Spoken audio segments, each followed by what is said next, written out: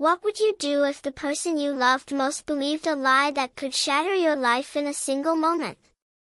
My name is James, and I never thought I'd be asking myself that question. For 10 years, my wife, Emily, and I built a life together, imperfect but ours, stitched with late-night talks, shared dreams, and the kind of trust you don't question. We weren't perfect, but we were solid. Or so I thought. Then her sister, Rachel, walked into our home one evening and dropped a bomb that turned everything to ash.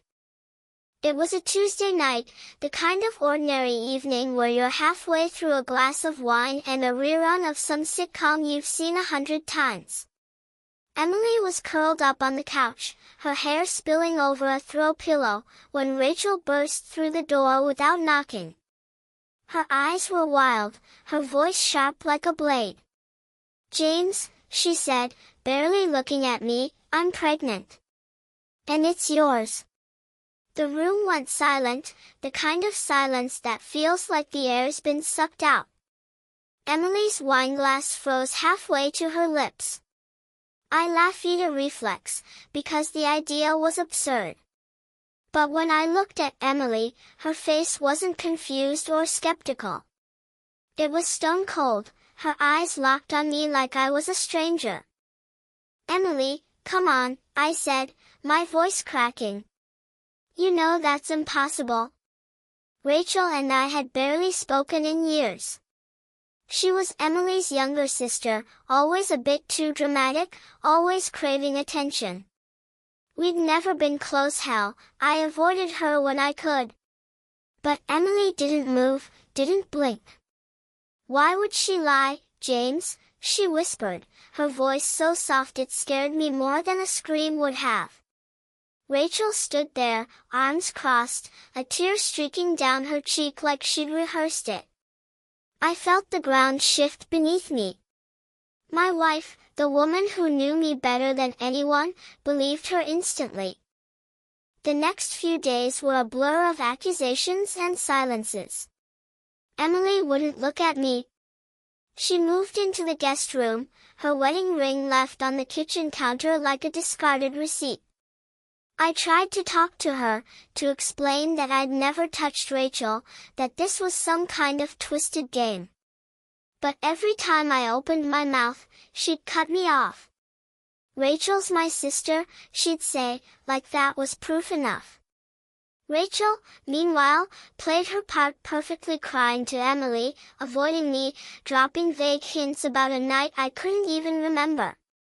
I racked my brain for any moment I might have been alone with her, any chance she could twist into a lie. There was nothing. I started digging. I had to. My marriage was crumbling, and I wasn't going to let a lie bury it without a fight. I checked my calendar, my texts, anything that could prove where I'd been over the past few months. Rachel claimed it happened 3 months ago, at a family barbecue at their parents' house. I remembered that day Emily and I had left early because she wasn't feeling well. Rachel had been there, sure, but I hadn't spoken to her beyond a passing hello. The more I thought about it, the more her story didn't add up. Why was she doing this? What did she gain from tearing us apart? Then came the twist I didn't see coming. While Emily was out, I got a call from someone I hadn't spoken to in years, Mark, an old college friend who'd always been close to Rachel.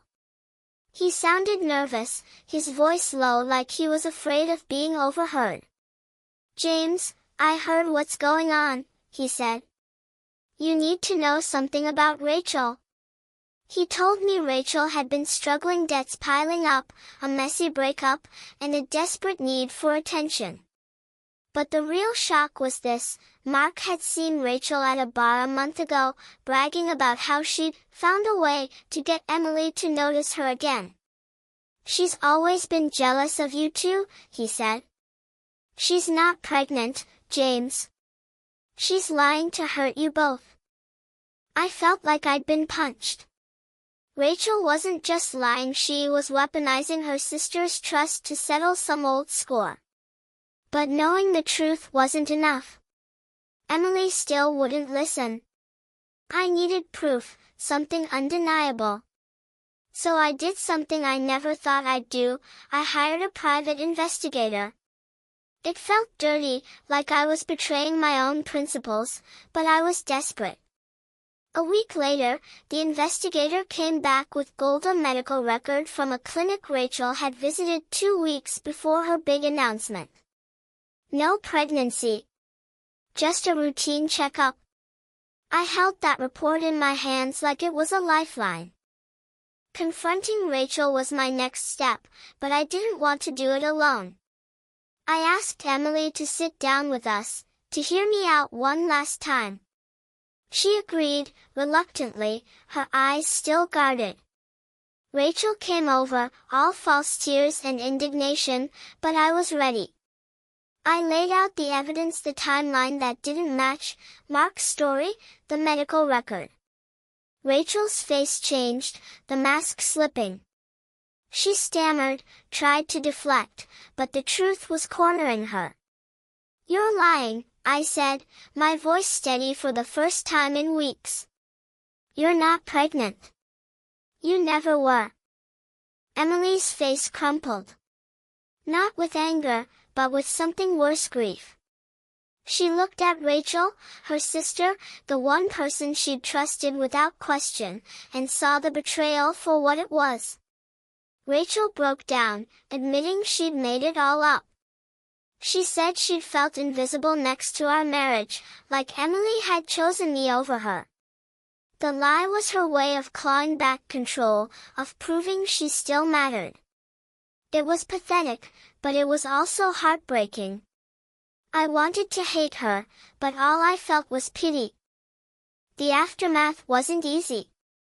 Emily and I started counseling, trying to rebuild what Rachel's lie had fractured. Trust is like a broken bone, it can heal, but it's never quite the same. Emily struggled with guilt for believing Rachel so quickly, and I wrestled with my own resentment. But we talked, really talked, for the first time in a long time. We cried, we fought, we laughed at memories we'd forgotten. Slowly, we started to find our way back to each other. Rachel moved away, and last I heard, she was trying to start over. I hope she finds peace, but I don't know if I'll ever forgive her. What I do know is that love isn't just about trust, it's about fighting for it when it's tested. Emily and I are still fighting, and maybe that's enough. The truth hit hard, but it also set us free.